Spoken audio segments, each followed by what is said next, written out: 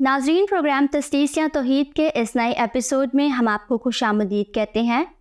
हमारे गुज़िश्ता प्रोग्राम का मौजू था कम्युनिटी डेवलपमेंट और आज भी इस एपिसोड में हम उसी मौजू को जारी रखेंगे और हमारे साथ मौजूद हैं भाई सुलेमान जॉन और मिस्टर फेबियन फ्रांसिस।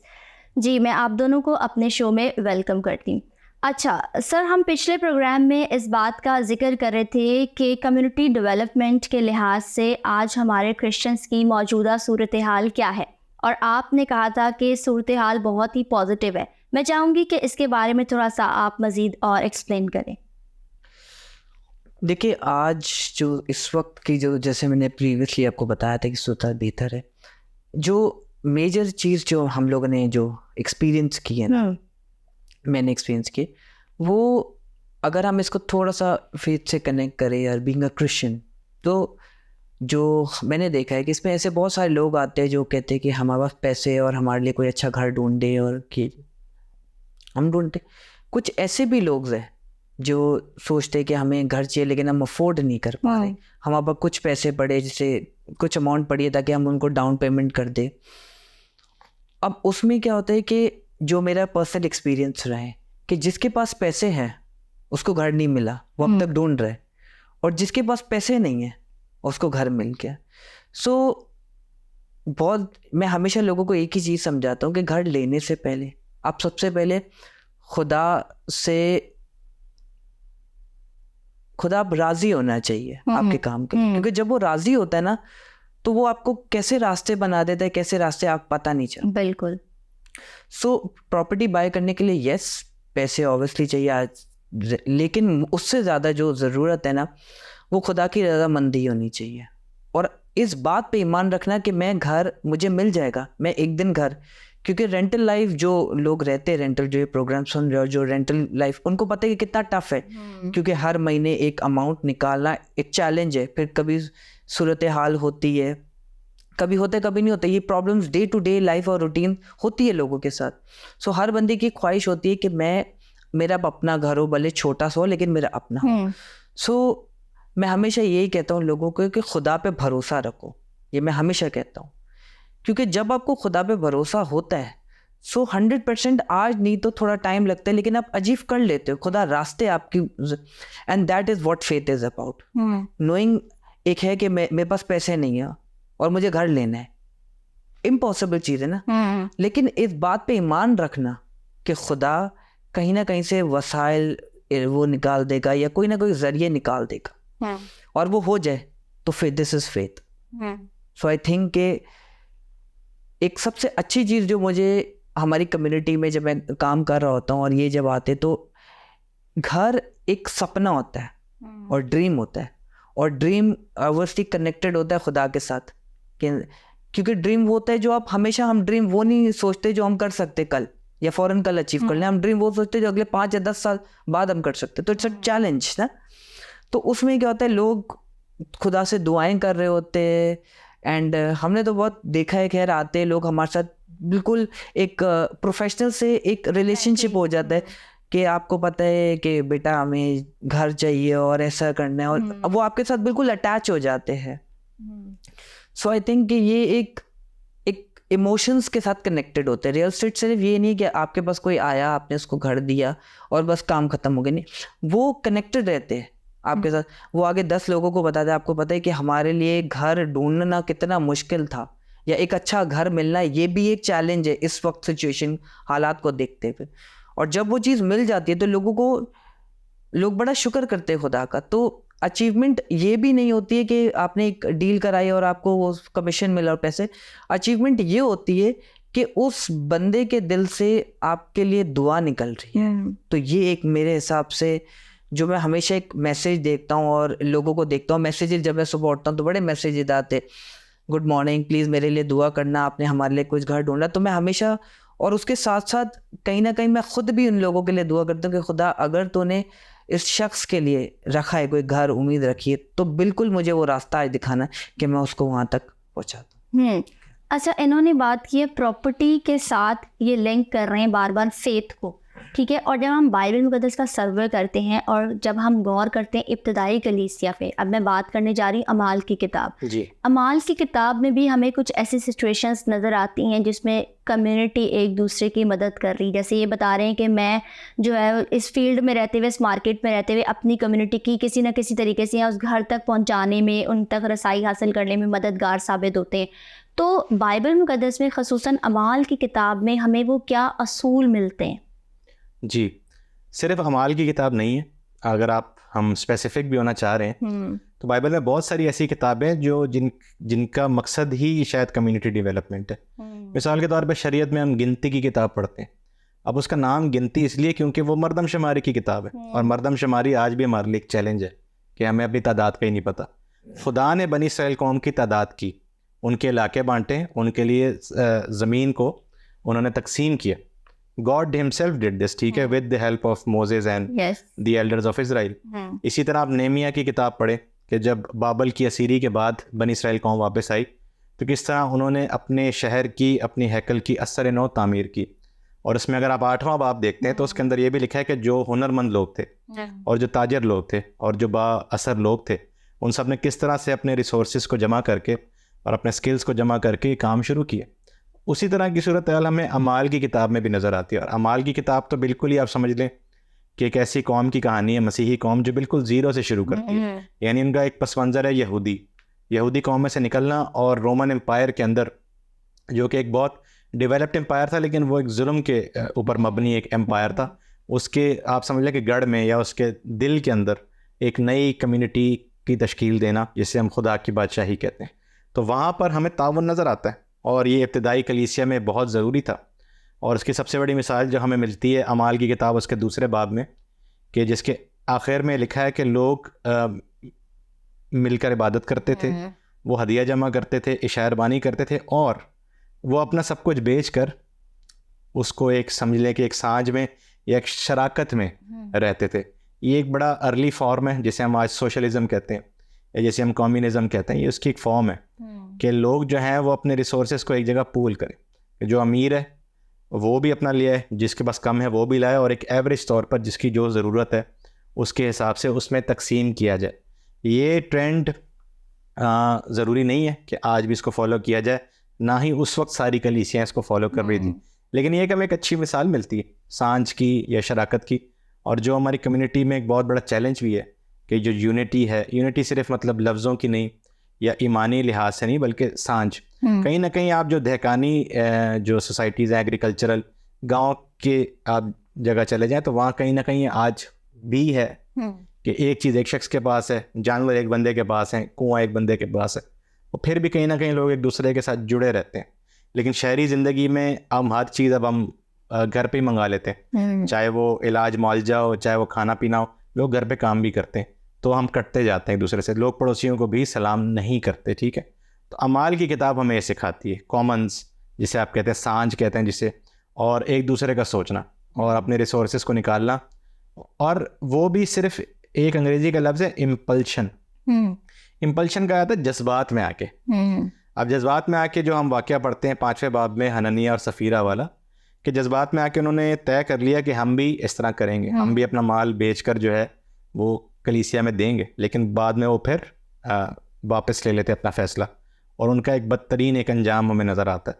तो ये इम्पल्सिव नहीं है कि एकदम से आपके अंदर से, आप सोच समझ के, ये एक इन्वेस्टमेंट की तरह है।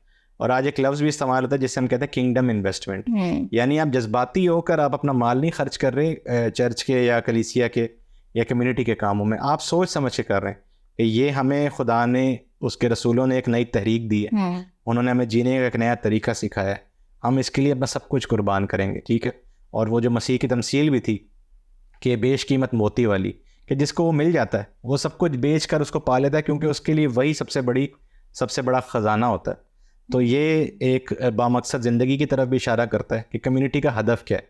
कम्युनिटी का हदफ अगर डेवलपमेंट है, कम्युनिटी का हदफ अगर ये है कि खुदा की बादशाही को इस दुनिया में कायम करना है, तो इट टेक्स ट्रमेंडस इन्वेस्टमेंट चाहिए होती है। और ये आप बिल्कुल अपने दिल और दिमाग दोनों के साथ करें और फिर इस पर काम भी करें, ठीक है। और इसका खुदावंद फल देता है, जो आज हमारे पास मौजूद है कि 2000 साल से वो कलीसिया कायम है, जो कि बहुत एक छोटे ज़ीरो से शुरू हुई थी। बिल्कुल, जैसे आपने बात की कुर्बानी की, और हम आम तौर पर भी ये जुमला सुनते हैं कि कुछ पाने के लिए कुछ खोना पड़ता है। तो इसका मतलब ये कि डेवलपमेंट पे उस पीक पर पहुंचने के लिए भी बहुत सारे चैलेंजेस हैं, बहुत सारी सेक्रीफाइसेस हैं, बहुत सारी मुश्किलात हैं जिनका सामना करना पड़ता है।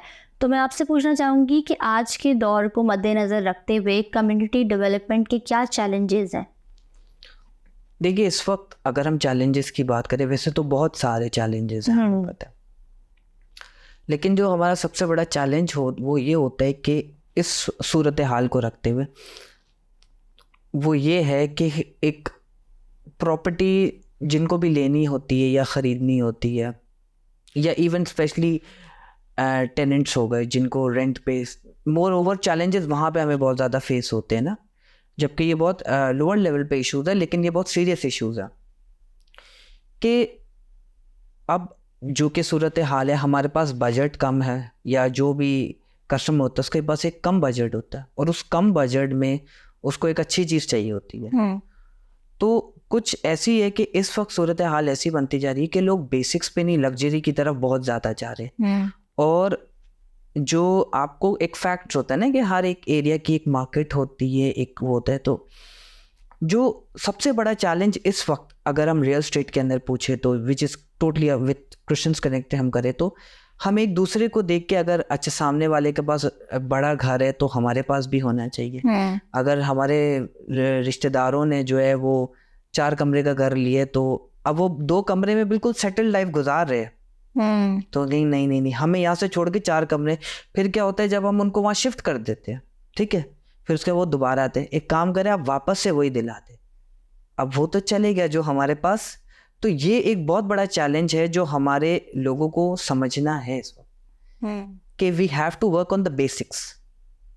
मतलब जो इंसानी हिर्स है, लालच है दूसरे की चीज को देख के, वो आज कम्युनिटी का चैलेंज है। और फिर भी क्योंकि since this is a Christian company, तो हमारे काफ़ी रूल्स भी क्रिश्चियन एज फॉलोज किए जाते हैं उसमें, इसके अंदर, तो हम फिर भी उनको समझाते, उनकी काउंसिल करते हैं, और उसके बाद भी अगर वो नहीं माने तो ऑब्वियसली हम उनको, जैसे वो कहते हैं, हम क्योंकि वो क्लाइंट है, हमें एक बिजनेस मॉडल भी चलाना है, लेकिन बीइंग एज अ क्रिश्चियन जो हमें कलाम सिखाता है कि पहले इंसान को समझाओ, आप खुद समझाए उनको प्रॉपर काउंसलिंग करें। और हमारी जीत यहीं पे ये एज बीइंग अ क्रिश्चियन कि हम लोग हर क्लाइंट को काउंसिल करते प्रॉपर्ली। ये नहीं है कि अगर हमें पता है कि ओके ये कंपटीशन हो गया या ये चैलेंज है कि उसको ये घर चाहिए, तो हम ये नहीं करते कि किसी दूसरे को हटा के उसको दूसरे को दिला दी just for commission. No, being as a Christian our job is to उसको प्रॉपर काउंसिल करना, उनको समझाना। एंड मोर ओवर जो इस वक्त जो दूसरी चीज़ है वो चैलेंजेस ये फेस होते हैं कि प्रॉपर्टी में लड़ाई झगड़े बहुत हो रहे हैं, आपसी फैमिली इनके इश्यूज होते हैं प्रॉपर्टीज़ के ऊपर। तो बस यही है कि उनको बैठ के समझाना, काउंसिल करना कि आपस में ये तो इसी दुनिया में रह जानी है, और जो भी है आपस में बैठ के उनको, क्योंकि होता क्या है कि फोर फादर्स की प्रॉपर्टीज़ होती है, बहन भाइयों की या फैमिली टर्म्स की, और वो फिर आते, क्योंकि इन दी एंड आना रियल स्टेट के पास ही होता है, उसका आखिरी सोल्यूशन रियल स्टेट है। तो हम लोग के साथ ऐसा बड़ा चैलेंज होता है कि आते और ऑफिस के अंदर ही बैठ के जी लड़ाई, और भूल जाते हैं, मतलब हर किस्म की स्लैंग लैंग्वेज यूज़ की जाती है। तो हमारी कोशिश ये होती है कि बीइंग अ क्रिश्चियन, क्योंकि ऑब्वियसली और जो क्रिश्चियन नहीं होते, ब्रोकर भी क्रिश्चियन नहीं है, तो हम उनको बैठ के समझाते, काउंसिल करते हैं कि जो भी है बीइंग एज अ क्रिश्चियन, जैसे बिब्लिकली पॉइंट ऑफ व्यू से जो है कहा जाता है, प्यार मोहब्बत से अमन के साथ उसको वो। सो आई थिंक ये एक बहुत बड़ा चैलेंज है जो इस वक्त हम लोग फेस कर रहे हैं। तो इन्होंने बताया 2 बड़े चैलेंजेस को उन्होंने हाईलाइट किया है कि एक लालच, हिर्स और आपस के लड़ाई झगड़े जो हैं, और उनका सोल्यूशन भी उन्होंने साथ में बता दिया है कि उनकी काउंसलिंग करना या बाइबल से चीज़ें उनको समझाना, उस तरीके से हम इन चीज़ों की रोकथाम कर सकते हैं। आपके नज़रिए के मुताबिक आज कम्युनिटी, प्रॉपर्टी से हटकर भी आप बात कर सकते हैं, इन्होंने प्रॉपर्टी पे बात की है, आज की कम्युनिटी में हमारे क्या ऐसे चैलेंजेस हैं जो हम फेस कर रहे हैं? जी, इन्होंने बहुत अच्छी बात की, और मैं इन्हीं की बात को आगे बढ़ाऊँगा कि जो एक तो देखें कि एक जेलेसी है कि अगर एक सामने वाले के पास एक चीज़ है तो मैं उसको परस्यू करूं, और उसके चक्कर में मैं अपने बेसिक्स छोड़कर गुर्बत में या कर्जे में चला जाऊं। एक तो ये बड़ा बड़ा मसला है। अच्छा, एक और मसला है जो चर्च लेवल पे है, जिसकी मैं निशानदही करना चाहूँगा आपके शो से। वो ये कि हम ट्रेंड के पीछे भी बहुत जल्दी भागते हैं जो चर्च के अंदर ये है। अब एक शख्स है या एक ऑर्गेनाइजेशन है या एक मिशन है, वो हमें अगर कहती है कि नहीं मेन चीज़ दुआ है, तो कुछ अरसे तक आप देखते हैं कि सारे लोग दुआ ही करेंगे, कुछ लोग वर्शिप, कुछ लोग फिर अच्छा उनमें फिर कुछ लोग कम्युनिटी डेवलपमेंट की भी बात करने आते हैं, लेकिन उसको बगैर सोचे समझे सिर्फ ये देखे कि एक नई चीज़ है, इसके पीछे इन्वेस्टमेंट है, ये बड़े लोग इसके अंदर इन्वॉल्व हैं, तो वो फिर उस पर लग जाते हैं। तो आप ये भी देखते हैं कि चर्च के लेवल पे भी मिशनरी ऑर्गेनाइजेशंस के लेवल पे भी जो कम्युनिटी डेवलपमेंट हो रही है बड़ी सरसरी है। तो जो मैं पहले भी कह रहा था कि एक रुझान है मादी तरक्की या मटीरियल जो तरक्की है उससे हिचकिचाहट कि मसीही लोग पैसे, अब ये अच्छी बात भी है कि लालच नहीं है, लेकिन लालच नहीं है तो ड्राइव भी नहीं है, जिसे हम कहते हैं ना कि मकसदियत भी नहीं है कि ये काम कर रहा है, क्योंकि इसके लिए डिसिप्लिन चाहिए। तो जैसे इन्होंने फरमाया कि इसके लिए बड़ा हार्ड वर्क, पेशेंस भी चाहिए होता है, फेथ भी चाहिए, डिसिप्लिन भी चाहिए, ये देर पास सोच की बात है। तो ये शॉर्ट टर्म और लॉन्ग टर्म का भी चैलेंज आता है। और तीसरी बात मैं छोटी सी ये भी करना चाहूँगा कि सिर्फ ये नहीं कि ये हमारे इंटरनल मसले, जाहिर सी बात है हम जिस दुनिया में रहते हैं, जिस माशरे में रहते हैं, उसके भी अपने कुछ चैलेंजेस हैं। कोविड से आप लेके शुरू करें तो एक सूरत हाल चेंज होती है। और फिर दूसरी बात ये है कि जो स्टिग्माज हैं, जाहिर सी बात है हम ऐसे मुल्क में रहते हैं और ऐसी दुनिया में रहते हैं जहाँ पर एक कम्युनिटी तो है नहीं, तो जहाँ बहुत सारी कम्युनिटी साथ रहती है ना, वहाँ ये झगड़े भी पैदा होते हैं। तो कभी कभी पैसा वसाइल होने के बावजूद भी आप एक इलाके में नहीं पीसफुली रह पाते आपकी आइडेंटिटी की वजह से। ये भी चैलेंज हमारी कम्युनिटी का है, और कम्युनिटी ने भी सोचना है और दूसरों ने भी सोचना है कि इसका हल निकलना चाहिए, क्योंकि अब हम 21वीं सदी में आ चुके हैं। ठीक है, तो ये वो चैलेंजेस हैं हमारे ईमान के लिहाज से भी, और हमारी अप्रोच, चर्च की जो अप्रोच है, चर्च से मुराद सारे क्रिश्चियंस, सिर्फ लीडरशिप नहीं, ये हमारी अप्रोच क्या है कि हम क्या सिर्फ ट्रेंड्स को फॉलो करने वाले लोग हैं, हम क्या वो लोग हैं जो तरक्की से आ रही हैं, और क्या हम वो लोग हैं जो हम हालात का सामना नहीं करना चाहते और हम इन बड़ा इंट्रोवर्टेड या पीछे की तरफ, अगर हमें माशरा धकेल रहा है तो हम पीछे जाते जा रहे हैं, क्या हम वो लोग हैं? तो ये हमें सोचना है, और इन चैलेंजेस पे जब हम सोचेंगे तो इनके हल भी हमें मिल जाएंगे।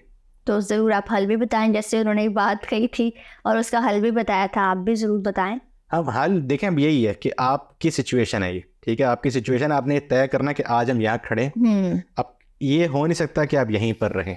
yes. ठीक है, आप अगर खुद नहीं उसके आप अपने लिए कोई फैसला नहीं करते तो कोई और आपके लिए फ़ैसला करता है, ये एक आम असूल है। ठीक है, तो ये कम्युनिटी ने फैसला करना है कि जो हमारी सूरत हाल है, क्या हम उसी में मुतमईन है, क्या हम उससे भी पीछे जाना चाह रहे हैं कि चलो यार ये भी बहुत ज़्यादा है, अगर इससे तसादुम पैदा हो रहा है दूसरी कम्युनिटीज़ के साथ तो हम और पीछे हो जाते हैं, बिल्कुल ही चुप कर जाते हैं, बिल्कुल ही अपने अंदर एक इनविजिबल हो जाते हैं। या फिर ये कि खुदावंद के नाम से बाइबल के असूलों को फॉलो करते हुए हम आगे बढ़ें। शुरू में मुश्किल होगी, हो सकता है शुरू में हमारे पास लॉस हो जाए, लेकिन जैसे इन्होंने बात की कि लॉन्ग टर्म अगर हम सोचेंगे तो अगर हम उस पर ईमान के साथ कायम रहेंगे तो हमें अपने मकासद मिल जाएंगे। अब वो ज़रूरी नहीं है कि आप सिर्फ फाइनेंशियल सक्सेस की बात करें। अगर आप चाह रहे हैं कि आपकी सियासी तौर पर आपके हकूक़ बेहतर हो, अगर आप चाह रहे हैं एजुकेशन बेहतर हो, आपकी कोई एक गोल ले लें और उस पर काम करें, इन्वेस्ट करें अपनी ज़िंदगी भी, अपने टैलेंट्स भी, और अगर आप ये करेंगे ऐसा तो फिर गोल होगा। अगर आप नहीं सोचेंगे तो फिर ऐसा ऑटोमेटिकली नहीं होगा। ये जो हम एक तवक्कली भी जो है ना बहुत हद तक नेगेटिव हो जाती है। तवक्कल, शुक्रगुजारी अच्छी चीज़ है, लेकिन हर चीज़ आप बिल्कुल छोड़ नहीं सकते। आपको ख़ुद तदबीर करनी है, आपने ख़ुद मेहनत करनी है, और खुदा ने आपको सलाहियत दी है। इवन अगर आप बहुत पढ़े लिखे नहीं भी हैं तो खुदा आपको हिकमत अमली सिखाता है, और बाइबल भी हमें यही सिखाती। आपने लॉन्ग टर्म और शॉर्ट टर्म की बात की, तो ऑफ कोर्स सक्सेस जो ना एक रास्ता है जिस पर हमें चलना होता है। हम गिरते भी हैं, हम उठते भी हैं, और उस रास्ते पे चलने के लिए हमें रास्ता भी पता होना चाहिए कि किस गली में जाना है, किस गली में नहीं जाना, या रूहानी या फिज़िकली तौर पर आवारागर्दी का शिकार नहीं हम हो सकते। ठीक है, तो बाइबल मुक़द्दस को हम कहते हैं मैप है। ठीक है, और मैप में हर तरह के रास्ते हमें मौजूद मिलते हैं। तो इसी तरीके से जहाँ बाइबल दूसरे दीगर टॉपिक्स पे बात करती है, वहाँ कम्युनिटी डेवलपमेंट पे भी बात करती है। तो वो कौन से असूल हैं जो बाइबल मुक़द्दस में मौजूद हैं जिनको लेकर हम अपनी कम्युनिटी को डेवलप कर सकते हैं? मैं चाहूँगी कि आप दोनों इन पे अपनी जो है राय पेश करें। जी अनमोल, आपने बिल्कुल ठीक कहा कि लॉन्ग टर्म और शॉर्ट टर्म। अच्छा, इसमें ये भी लोगों को एक गलत फहमी होती है, जो अब मैं भी सीख रहा हूँ और लोग सीख रहे हैं, कि सक्सेस अचीव होके फिर आपने तब भी आपने हथियार नहीं डालना, उसको मेंटेन रखना है और उससे भी आगे जाने की कोशिश करनी है, क्योंकि वो नहीं रहती। अब फ़र्ज़ करें ये जगह, मैं इस पर रोज़ अगर कपड़ा ना मारूँ ये गंदी हो जाएगी। ये नहीं हो सकता कि मैं एक दफ़ा इसको साफ़ करके बोलूँ अब हो गई साफ़। उसी तरह आपकी सक्सेस भी, आप चाहे दुनियावी सक्सेस की, आप अपनी ईमान की बात भी कर लें कि आप किसी स्टेज पे पहुंच जाएं। फ़र्ज़ करें एक शख्स जो है वो नशा छोड़ के एक सोबर ज़िंदगी गुजारता, अगर वो उस पर कायम नहीं रहेगा या अपने उस खाली जगह को पुर नहीं करेगा तो वो बैक स्लाइड, जिसे हम रिलैप्स कहते हैं। तो ये भी अक्सर होता है कि हम एक अचीवमेंट हमें मिलती है, हम लेकिन उसको कहते हैं चलो जी बस यहाँ पर दैट्स इट, उसके के बाद तो कुछ साल बाद हम रिलैप्स में चले जाते हैं। तो अब जो आपकी बात है कि बाइबल जो हमें नक्शा पेश करती है कम्युनिटी डेवलपमेंट का, वो क्या है, मैं इस पर बहुत मुख्तसर 2 बातें करना चाहूँगा। मैंने आपको पहले भी कहा था कि बाइबल को आप, पूरी बाइबल को आप पढ़ सकते हैं as a blueprint, as a guide for nation building और कम्युनिटी बिल्डिंग। ठीक है, 2 असूल मुझे मिलते हैं यहूदी बाइबल से, जिसे हम पुराना अहदनामा कहते हैं, और एक असूल फिर मैं आपको इंजील में से बताऊँगा। पहला असूल है जो हमें वाक़या है जनाब मूसा का, कि खुदावंद ने अपनी कौम को फ़िरौन से बचाया। तो वहाँ लिखा है कि वो 400 साल वहाँ पर ग़ुलाम रहे। ठीक है, 400 साल के बाद खुदा ने उनको छुड़ाया। तो अक्सर लोग ये सवाल भी करते हैं कि खुदा ने फ़ौरन से क्यों नहीं छुड़ाया। तो इस पे उलमा भी हमें राय देते हैं, और हमने तारीख़ में भी ये देखा है कि एक कौम को अगर अपने हालात से निकलना है तो उनकी एक आइडेंटिटी बड़ी मजबूत होनी चाहिए और उनकी तादाद भी एक ख़ास होनी चाहिए। इसलिए 400 साल उनको लग गए। 400 साल के बाद उन्होंने तय किया कि बस अब हम इन हालात में नहीं रह सकते, तो खुदा ने उनके लिए हालात पैदा किए जिससे वो उससे निकल सके। इसकी मौजूदा मिसाल जो अफ्रीकन अमेरिकन कम्युनिटी है, यानी यूरोप और अमेरिका के अंदर जो सियाह फाम लोग जो 400 साल ग़ुलाम रहे 15वीं 16वीं सदी से लेकर 20वीं सदी तक, उन्होंने इसको पढ़ा। उन्होंने कहा हाँ हमें भी 400 साल लगे, स्ट्रगल मिली है हमें, और उसके बाद हमारी कौम इस नतीजे पे पहुंची है कि हमने सिचुएशन को चेंज करना है, और ये हमारी आंखों के सामने। चले हम तो नहीं पैदा हुए थे, लेकिन हम अभी भी वीडियोस, आर्टिकल्स, बुक्स पढ़ सकते हैं कि 1950s में 1960s में किस तरह से वो 400 स्टार की स्ट्रगल जो थी वो ख़त्म हुई, और वो उन्होंने अपना एक स्टेटस हासिल किया, ग़ुलामी से हटके बराबरी की शहरियत की, और करते करते करते अमेरिका में एक ऐसा टाइम आया कि उनमें से एक सदर भी बन गया।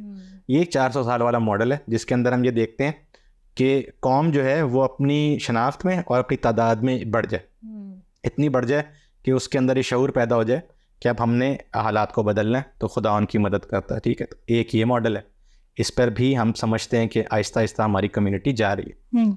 दूसरा मॉडल है असीरी का। असीरी ये कि बनी इसराइल कौम बाबल में भी असीर रही, और वहाँ पर जो अदद है वो 70 साल का है। अच्छा, जो 70 साल वाला अदद है ना, वो डायरेक्टली अप्लाई होता है हमारी कम्युनिटी। ठीक है, 70-75 साल का जो है, और कुछ नुस्खों में 75 साल भी लिखा, तो ये हमारी कम्युनिटी पे अप्लाई होता है। उसमें क्या था, उसमें ये था कि आपको मुकम्मल तौर पर काबिज कर दिया गया, यानी आपको आपके मुल्क से हटाया गया है, और अगर आप अपने मुल्क में भी कायम है तो एक दूसरा कल्चर आप पे गालिब रहा है, जिस तरह हमारे यहाँ कॉलोनियल कल्चर था। जब खुदा ने आपको उससे आज़ादी दी, अब आपने शुरू से, ज़ीरो से शुरू करना है। अब आप भूल गए, अब अपना मज़हब भी भूल गए, आप अपनी ज़बान भी भूल गए, और आपका शहर भी मुकम्मल तौर पर तबाह है। यरूशलेम शहर की मैं बात कर रहा हूँ। तो 70 साल की वापसी, और उसके बाद असर नौ पैदा होना, और उन्होंने कर दिखाया। 12 कबीलों में से सिर्फ एक कबीला बचा जो यहूदा का कबीला था। उसमें उन्होंने क्या किया, फिर उन्होंने अपने बारे में सोचा कि ये खुदा की मर्ज़ी है, अगर हम बचे हैं और सब कुछ हमारा तबाह हो गया, तो उन्होंने हिम्मत नहीं हारी। तो वो मॉडल हमारे लिए भी, हमने वर्ल्ड वॉर 2 के बाद देखा कि बहुत सारी कौमों ने इस तरह से अपने आप को डेवलप किया है। और ये जो 70 का आदत है, ये हम आज अपना सकते हैं, और नहीं अपना रहे, ये भी एक चर्च का एक फेलियर है, हम सोच नहीं रहे इस बारे में। ठीक है, देखिए मैं 2 पर्सपेक्टिव से बात करूँ। एक सक्सेस के ऊपर जो आपने का सवाल था, दूसरा डेवलपमेंट के ऊपर। ये 2 मेजर पॉइंट्स हैं। हमें सबसे पहले ये समझनी है कि सक्सेस होती क्या है।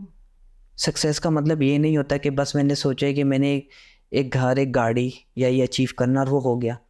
जो मैं हमेशा कहता हूँ, लोग आते हैं, सीखते हैं, ट्रेनिंग्स बच्चों को मैं देता हूँ, सक्सेस इज़ हिस्ट्री। कामयाबी, मैंने एक चीज़ है कि मुझे, ठीक है, घर बनाने, कामयाब हो गया मैं, अब आगे बढ़ूँ। सो सक्सेस ऐसा नहीं कि सक्सेस मिल गई, आपकी लाइफ ख़त्म हो गई, आप उसके बाद कुछ कर नहीं सकते, या बस एंड हो गई। It's not the and.